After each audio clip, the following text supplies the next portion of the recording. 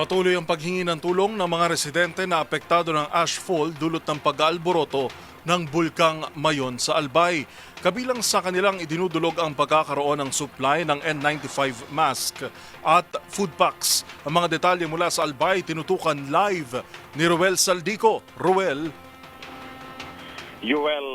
Nanawagan ang gobernador ng Albay na si Gobernador Noel Rosal banging ang mga alkalde ng Ginubatan at Kamalig at ilang mga barangay council na nangailangan ngayon ng N95 face mask at maging mga food packs sa ating mga kababayan na mga residente.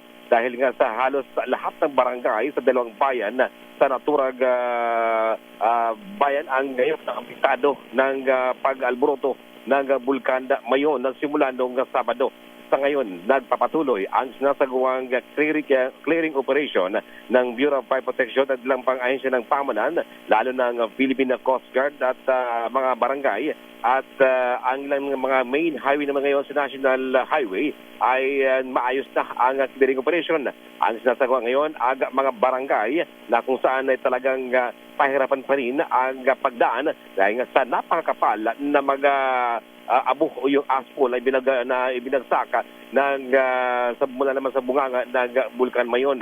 Sa ngayon, nagpapatuloy ang ginagawang pag-ikot ng Department of Social Welfare Development, DSWD, upang masiguro ang mga pagkain na ngayon ay nadagdagan pa ang mga evacuees sa Baga Evacuation Center. Yung ating update live mula dito sa Bicol, ito si RH18 Ruel Saldico, una sa Pilipinas, una sa Pilipino.